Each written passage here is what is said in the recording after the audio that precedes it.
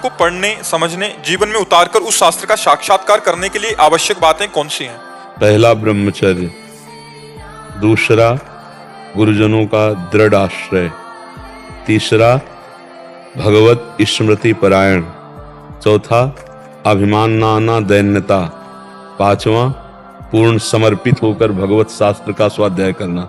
मेरे में मति नहीं है, आप स्वयं प्रकाशित होकर हमें समझाइए। अगर ब्रह्मचर्य ठीक नहीं है, शास्त्रों का अर्थ, तभी तो उल्टा सीधा बोलते रहते हैं लोग, नहीं प्रवचनों में उल्टा सीधा बोलते रहते, क्योंकि ब्रह्मचर्य ठीक नहीं है, गुरुजनों का आश्रय दृढ़ नहीं है, स्वयं गुरु बन बैठे, गुरुजनों का आश्रय दृढ़ नहीं है, अहंकार है, विद्या का अगर अहंकार है तो फिर शास्त्र का अर्थ उल्टे ही समझ में आएगा। विद्या रूप महत्व कुल धन जौवन अभिमान, सट कंटक देखे जहां राहे न भक्त निदान, राहे न भक्त निदान स्वांग सब नगर नारी के, विषयीन हाथ बिकाए न रिझवन भतार के। भगवत रसिक जी कहते हैं यदि विद्या का, रूप का, कुल का, धन का, यौवन का अपना महत्व अभिमान है, उसके अंदर ये 6 बड़े बड़े कांटे हैं, भक्ति महारानी प्रवेश नहीं करती। और जब तक दैन्यता नहीं आएगी तब तक शास्त्रों का भाव समझ में नहीं आएगा।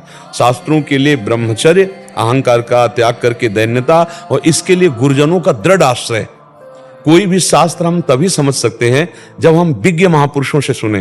प्रथम सुने भागवत भक्तमुख भगवत वाणी, जो भगवत स्वरूप महात्मा जन हैं, जिन्होंने शास्त्रों के एक एक शब्द का स्वाद लिया है और साक्षात्कार किया है, वो जब बोलेंगे, उनके मुख से सुनेंगे, तब शास्त्र का रहस्य हमारे हृदय में प्रकाशित होता है। तो अहंकार रहित होकर दैन्य भाव से गुरुजनों का आश्रय लेकर के शास्त्र को उस समय साक्षात भगवान का स्वरूप मानकर स्वाध्याय किया जाए, तो शास्त्र ही तुम्हारी बुद्धि में बैठ करके अपना अनुभव करा देगा।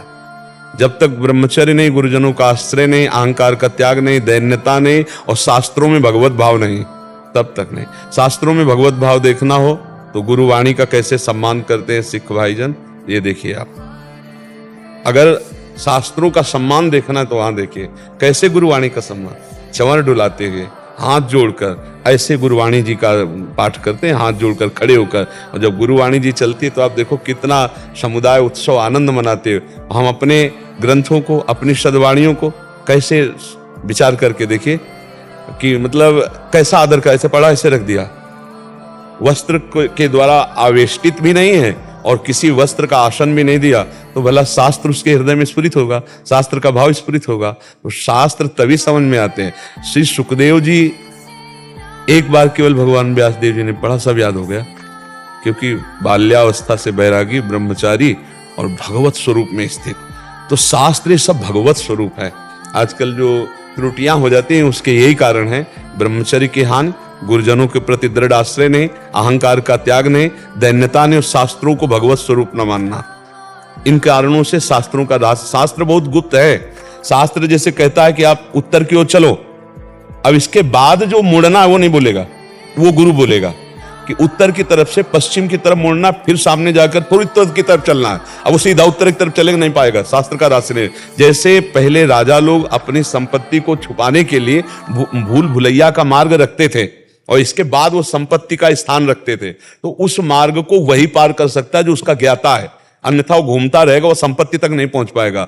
तो जो रसमय ग्रंथ हैं, जो भगवत स्वरूप ग्रंथ हैं, इसके आचार्य और गुरुदेव ही ज्ञाता हैं। अगर उनके चरणों में उनकी आराधना करके तो आप संपत्ति तक पहुंच पाएंगे, शब्द ब्रह्म का अनुभव कर पाएंगे। नहीं तो आप केवल ऐसे बोलते रहिए, ना आपको समझ में आएगा और ना दूसरों की समझ में आएगा। वो बस बैठे हैं, बस सुन के चल दिए, आप सुना दिए, और अंतर ना आप में पड़ा ना सामने वाले में पड़ा, क्योंकि आपने अनुभव ही नहीं किया।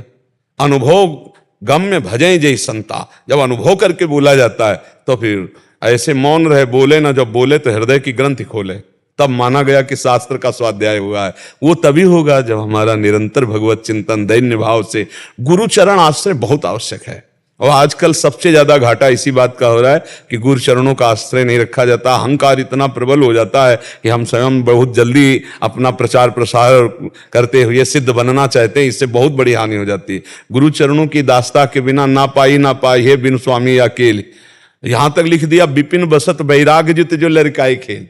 अगर वृंदावन वास कर रहा है, बड़ा तपस्वी है, बड़ा बैरागी है, लेकिन स्वामी जी महाराज के चरणों का आश्रय नहीं लिए, आचार्य गुरुजनों का आश्रय नहीं लिए, तो ना पाई है, ना पाया है और ना आगे पाएगा, बिन स्वामी अकेल। ये इसीलिए गुरु चरण, आप उपनिषदों को देखो पढ़ के, 12-12 वर्ष केवल सेवा करवाई और इसके बाद एक शब्द बोल दिया, तुम प्राण नहीं हो, तुम मन नहीं हो। छांदोग्य उपनिषद में देखो तो वो चिंतन किया, तो ये 12 वर्ष सेवा क्यों करवाई? अधीनता, गुरु की अधीनता आई कि वस्तु का प्रकाश हो गया। तो शास्त्र तभी समझ में आते हैं जब गुरु प्रसन्न हो, गुरु की अधीनता हो। यहां तक वर्णन आया कि पढ़ाया भी नहीं, चारों वेद स्फुरित हो गए। आपने पढ़ा होगा महाभारत में, आप पढ़कर देखिए, ऐसे महापुरुषों के चरित्र आते कि पढ़ाया भी नहीं गुरु ने। और सामवेद आदि जितने वेद है, ऋग्वेद, यजुर्वेद, अथर्ववेद, सामवेद, ये चारों वेद उसके हृदय में प्रकट। अरे गुरु महिमा बड़ी अमोघ है। गुरु चरण आश्रित होकर के सब बात बन जाती है, अहंकार का भी नाश हो जाता है, संयम नियम भी बन जाता है। और आज का जो समय चला है ब्रह्मचर्य के लिए बहुत हानिकारक है। इस समय ब्रह्मचर्य की सबसे ज्यादा हानि हो रही है। और बिना इंद्रिय संयम के फिर नरसिंह मेहता जी कहते, काछ वाछ मन निश्चल राखे, धनी धन जननी तेरी रे। लंगोटी का पक्का, जबान का पक्का और मन का पक्का, तभी वो माया पर विजय प्राप्त करता है। काछ वाच मन निश्चल राखे, धन धन जननी तेरी रे। बड़ नर सैया दर्शन पावा। बोले ऐसे बड़े भाग्य जो ऐसे के दर्शन हो। लंगोटी का पक्का, जवान का पक्का और मन का पक्का, ये 3 बात है। ये 3 बात का सन्यासी है जो वाणी से मौन का आश्रय लिए, शरीर से निष्क्रियता को प्राप्त हो रहा है और मन से संकल्प रहित, वही परम सन्यासी है। तो इसलिए हमें गुरुजनों का आश्रय लेकर शास्त्र का अर्थ समझना चाहिए। वो शास्त्र स्वयं अनुभव में आ जाएंगे, साक्षात्कार हो जाएगा जब हम ऐसे चलेंगे। आप समझ पा रहे? जी।